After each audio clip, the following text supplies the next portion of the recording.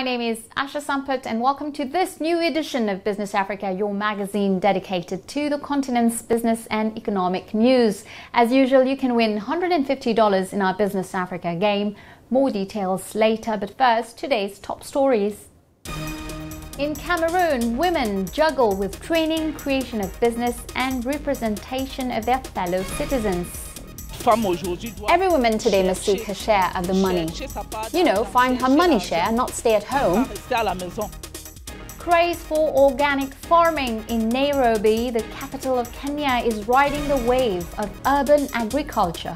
We grow everything, but we especially encourage people to grow local vegetables from the rural areas. That's why you can see most of them here. Benin stands up to climate change and floods with an early warning system. We often have floods with no warning.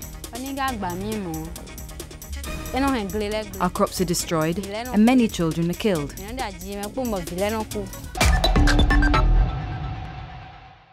Let's now head to Cameroon in the west of the country, where women empowerment is not just a slogan nor a fad, but rather a reality arousing the admiration of all. More than in the past, women are on the front line almost in all sectors to support themselves and contribute to the development of society. The recipe behind this huge progress: their own determination, political will, and above all, the original ideas of local elected officials gathered around a union of municipalities. Abubakar Siddiq Munchili, our correspondent in Cameroon, went to the west of the country in the Bamoun region. Take a look. The women in the Noun district of Western Cameroon have taken their destiny into their own hands. The atmosphere on Fumban market days is a perfect illustration. Women outnumber the men and are everywhere, carrying out any number of activities. It's not good that nowadays women are still standing idly by. Every woman today must seek her share of the money. Find her money share, not stay at home. I have been doing the market and trade for 13 years now. A lot of things have changed in my life, and I'm really proud. For the women, it's a newfound pride, a result of their own efforts and ingenuity. In the past, they had been hampered by the lack of training and opportunities. Dr. Adamu Ndam Najoya, then mayor of the municipality of Fumban, and other public authorities in the Noun district, helped set up a process of mentoring and empowering women in the region and beyond.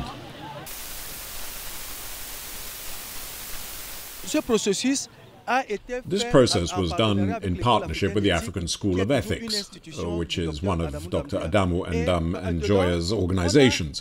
And in it, we have a program, the Poakone University program, which is a course that nowadays supervises and encourages women to set up small projects, trying to capitalize on their resources and then help them join several other institutions. In other words, single women who can get into groups, create associations, where these associations become collective or community initiative groups, and then these in turn become federations.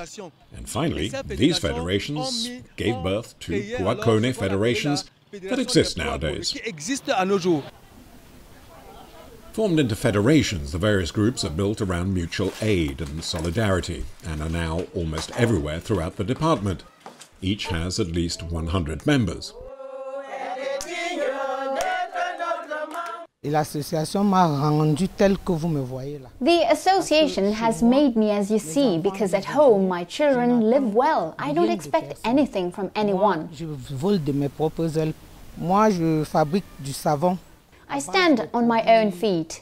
I make soap from natural products, basic products, because we took that training. It's an association where members are guided and empowered by other women, and the results speak for themselves. I have particularly received a lot of training, housewife training, training of women in the society, because in fact, at the beginning, I was a housewife, Peyo's wife. I followed the training of women in politics, and that allowed me to become a municipal councillor for 2 terms of office in the commune of Fumban, alongside Dr. Amadou Ndam Najoya. And I'm today, well, I went from deputy to honorable deputy at the National Assembly thanks to this women union. The women now play a key decision-making role in the region's communes, such as Foumbot. We cannot make any decision in the commune of Foumbot without involving women, and everything we recommend is done together with all the women. The women are now part of the policy-making process, and their training in different professions is also helping their own empowerment. As a result, the mayor and his deputies seem certain of the success of their mission and the achievement of development goals. If you want financial success, you have to start by empowering these women. The empowerment of women allows us to make Foumbot competitive with other cities, because more than 55% of our population are women. You see, for a commune of 41 advisors, we easily have 11 women who are advisors, and not just any advisor. These are dynamic women on the council. And these women, these advisors who travel down to all those villages to try and help their sisters, so that together they push forward the decentralization that is taking place. Private partners who provide specialized training are often asked by local officials in Foumbot and other municipalities in this region of Cameroon to help provide women the means to face up to their current and future challenges.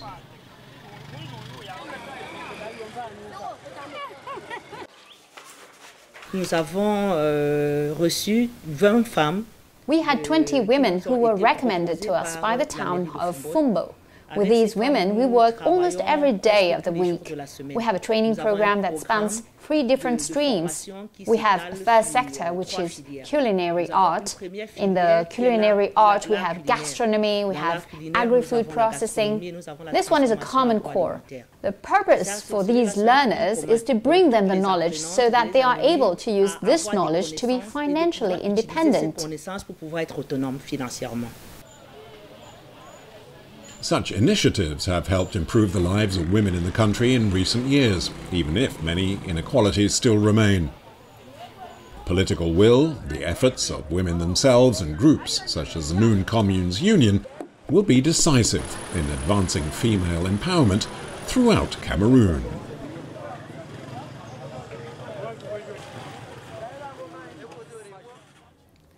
Two African women, and not the least, are in contention with 3 other candidates to take the head of the World Trade Organization.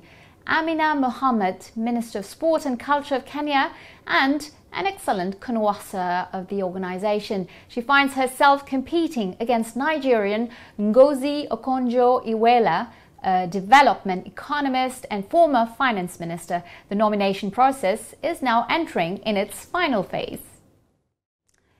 Let's now get back to the environmental crisis in Mauritius. Japan sent 5 representatives to investigate the sinking in July of the Panama-registered Japanese bulk carrier MV Wakashio. And the ship owner, Mitsui, has announced a contribution of more than $9 million for the protection of mangrove and coral areas affected by the oil spills contained in the cargo ship. To talk about the impact of the disaster on protected areas, wildlife and the economic livelihoods of populations, I am joined from Mauritius by Amina Gharib-Fakim, chemist and former president of the Republic. Mrs. Amina Gharib-Fakim, thank you for joining me on Business Africa to discuss the effects of the Wakashio shipwreck on the shores of the island. What is the impact of the oil spill on the environment and wildlife? We have mentioned the deaths of dolphins previously on our show. Already, over the past 2 weeks, we have seen washing up on our shores dolphins and porpoise and other sea mammals. Mangroves have also been affected, and we know that mangroves, they are a repository, they are home to many fishes, of course, to many birds, and they are teeming with life. So we have wantonly destroyed so much already in such a short time. Now, what will this be like in years to come? We don't know. And what is more worrying is that this vessel was carrying an oil whose impact in tropical waters has still not been ascertained. And so we don't know what's going to happen when UV light will shine on this oil, which will steam, which will linger on. How do you think we should approach the issue of compensation? One thing we are hoping that we bring on board the competent people. We don't sideline the fishermen, because the fishermen know this place so well and they can tell you much more than any other consultant who comes here to do. So we are hoping that when the team meets up, they meet up with all these people who know the place, why it's important for us to start cleaning up, why it's important for us to start gathering specimen, be it in the coral reef, be it in the fish, be it on the mangrove. It's because we need to create this database so that we can eventually, I'm sure we will come back to this, we will see that we'll have to make our claim for insurance and we have to need compensation. But having said this, how much value can we put to life, to this bird life, to these, the dead tortoises, the dead porpoise, the dead whales? How much value can we put to this life? What should the authorities do in the future to avoid this type of disaster? So we're asking a question to the Japanese authorities whether this ship was really seaworthy, right? How old it was.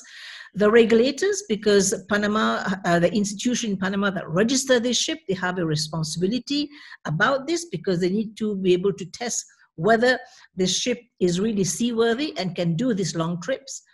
And we also have questions for the regulators, the IMO, the International Maritime Organization. What is the what due diligence do they bring to that discussion when they should have been imposing a double hulk vessel carrying oil? Because had this been a double hulk, we would not see the disaster we have today.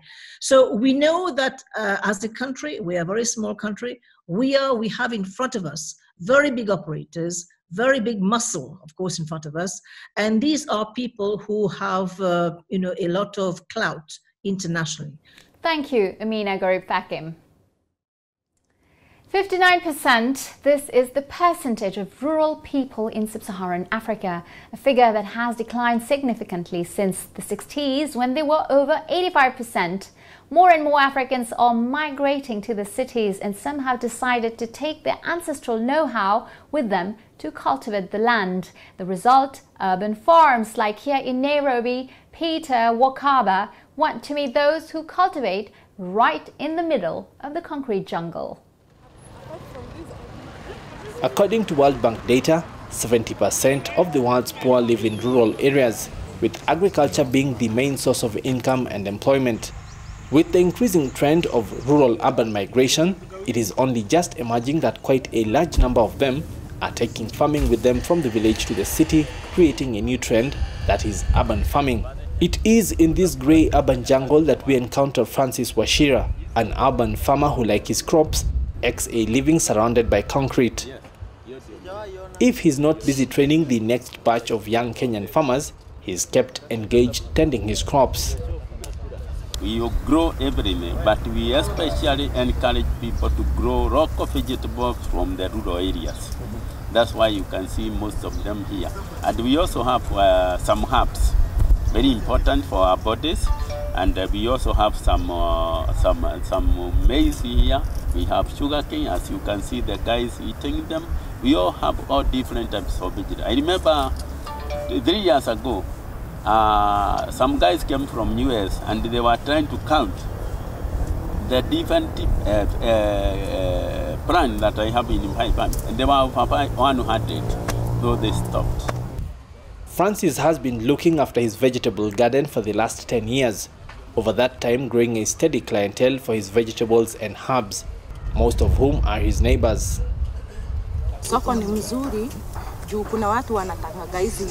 There are those of us who like really fresh vegetables. You can't really be sure of the stuff you get in the market. When it was harvested, some of it is no good. So we mostly prefer vegetables from this small garden. The market is there with you. You don't go looking for market. All these people, community are living around here. They are my customers. So whatever you produce, you have the customers around you. The rapid increase in urbanization and the subsequent rise in urban food insecurity has resulted in the mushrooming of this kind of agriculture in urban centers. Then there is the trend towards healthy organic food, even among the lower echelons of society. Increased awareness about the negative health effects of food from the industrial food chain is itself a big reason why urban farmers grow their own food.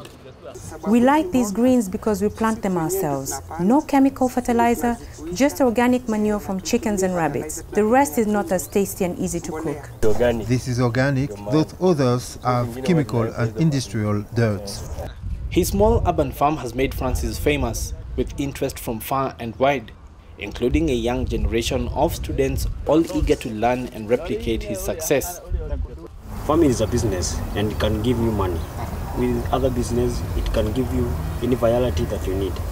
Money for school fees, money for rent, money for food. When I go back to the community, I can show them this crop can be eaten by a rabbit, you also can eat it. In fact, demand is so high that it has attracted the attention of multinational companies and international bodies seeking to cash in on the trend. Amiran is the Kenyan arm of a British conglomerate, the Balton CP Group, which has operations in Kenya, Uganda, Tanzania, Rwanda, Zambia, Ghana, and Nigeria. The company works to help small African farmers improve efficiency and yields through the introduction of modern technology like irrigation and greenhouses.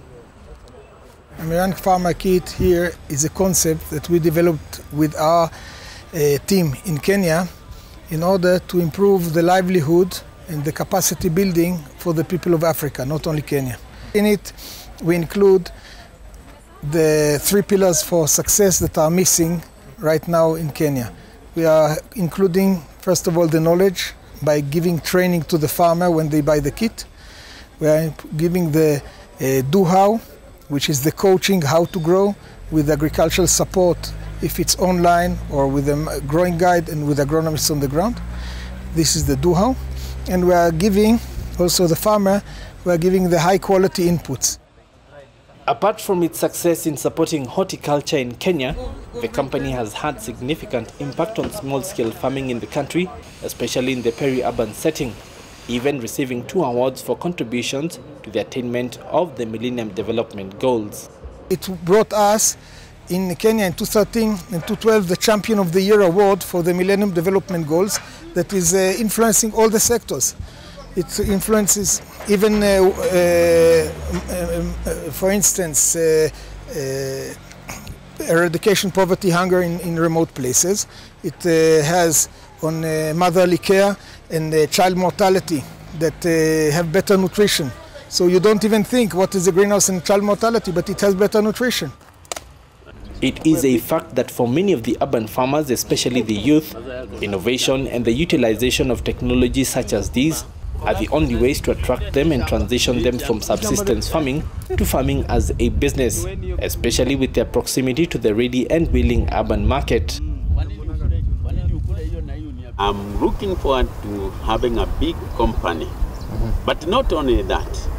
My big thing that I want to achieve is to encourage the youth that you have seen here.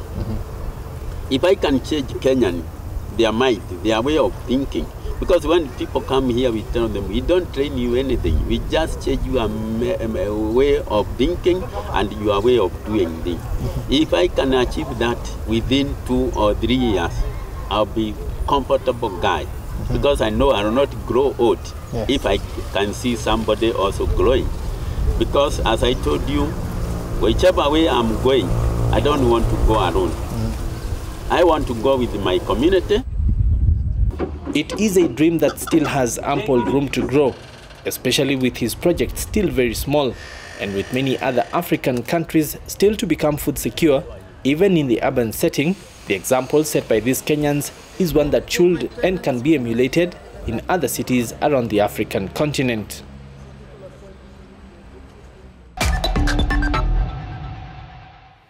From Business Africa, welcome back to the second part of our show.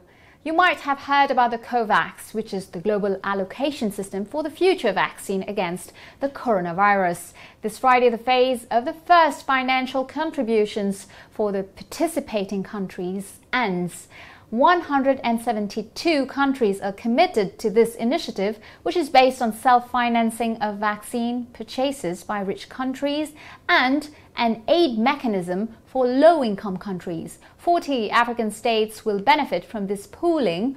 230 million of the first doses will be reserved for the continent. Angola has announced its intention to join the Extractive Industries Transparency Initiative, the EITI. This summer, Uganda became the initiative's 26th African member. The EITI, founded in 2003, has 54 member states. It aims to generalize a global standard for the governance of oil, gas, and mineral resources.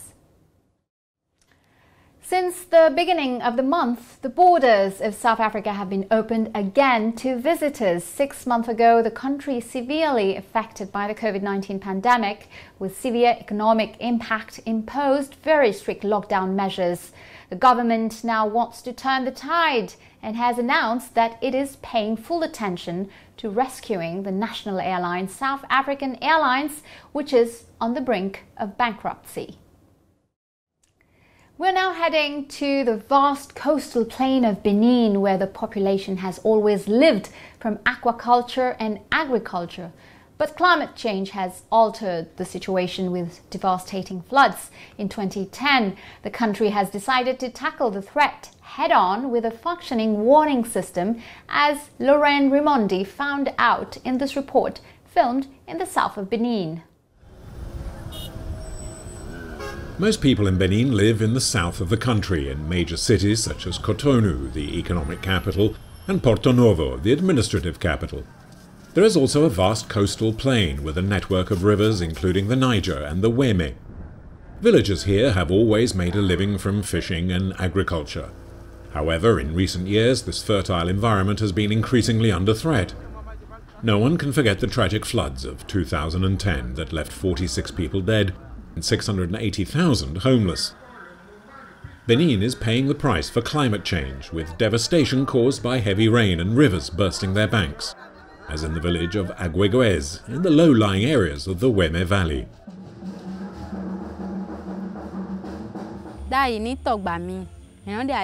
We often have floods with no warning. Our crops are destroyed, and many children are killed. The school, the village hall, and villagers' houses have been flooded countless times. When the water levels rise, houses are flooded, and we have to evacuate people to avoid disastrous consequences. Faced with an alarming situation, the government has decided to take action. An early warning system, or EWS, was launched to head off disaster. Following the example of systems already in place in Kenya and the Netherlands, the EWS anticipates floods, as well as periods of drought or strong winds, thanks to a graduated scale that runs from green for a normal situation to red for imminent danger. It is now the beginning of the short rainy season, and the region is on red alert. The specialists are working frantically.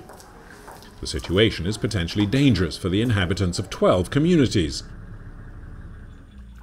3 days earlier, the monitoring of water levels, morning and evening, on these measuring poles, situated in the rivers, showed abnormally high water levels. The data were sent to the control center, where real-time forecasts are made. Here we have the forecast for the river Ouémé at Bono.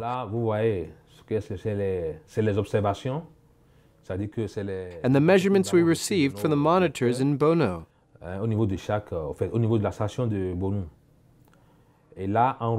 And here in red is our forecast. So as you can see, it is a 3-day forecast.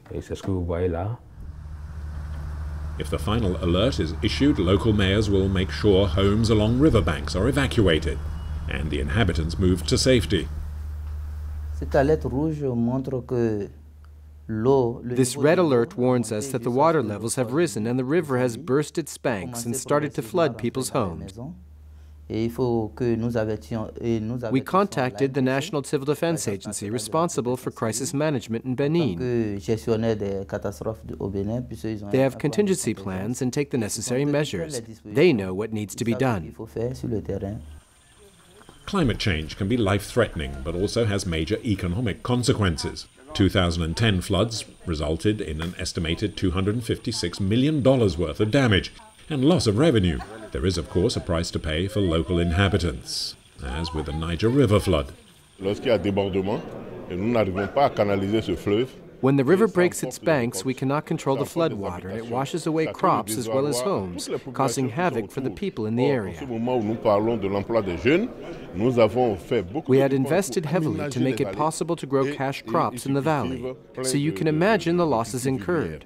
Alors, vous voyez, le déficit de la culture vivrière, ça met en cause, en quelque sorte, the local population's food security is jeopardized and youth unemployment rises. Et donc, nous allons rechercher des ressources qui sont très importantes, de l'ordre de plus de 95 milliards. We are going to take major steps, investing around $185,000 million to rebuild the dikes along the River Niger, to channel the water when the river reaches flood levels. De contenir, lorsque, en cas d'inondation, de contenir le fleuve dans son lit. The government-implemented Commission for Economic Modelling of the Impact and Integration of Climate Change has just been set up. This sends out a clear signal to the country and its people, but it is, above all, an effective working tool that anticipates the financial cost of climate change and the impact on national budgets. This political decision requires the involvement of several government ministries if it is to be successfully implemented. La commission qu'on vient d'installer est un outil. The commission that we have just set up is a tool we can use to coordinate decisions and to make sure the decisions we take are competent.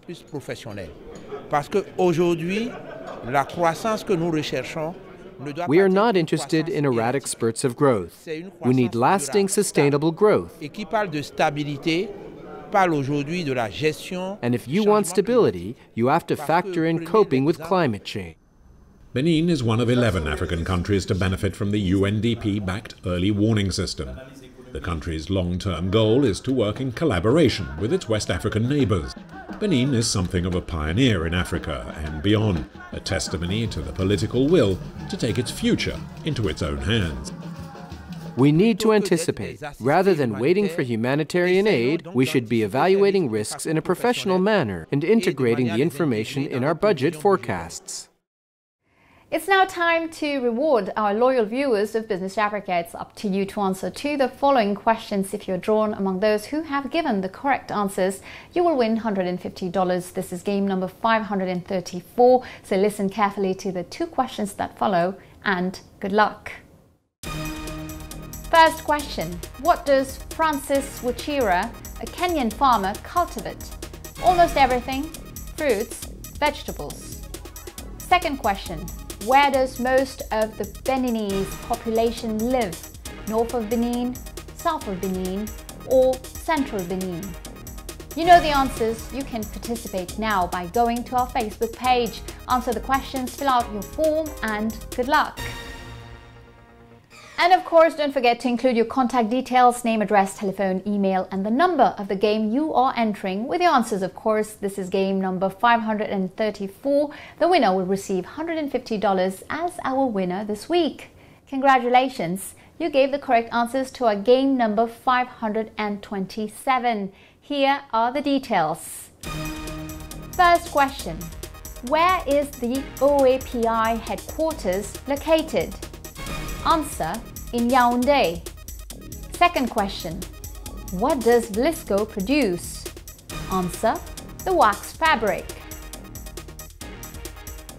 Well, that's it. Business Africa is over for today. I'll see you next week, same time, same channel with Initiative Africa. We'll talk to the eco-activist Ophia Drory, founder of the Eagle Network, who fights against the trafficking of wildlife in Africa. In the meantime, you can catch this program on our Facebook, Vimeo and YouTube channels, and feel free to share, like and comment using the hashtag Business Africa TV show on our Twitter account @AfricaShows. Take care of yourselves and have a great week. Goodbye. Bye.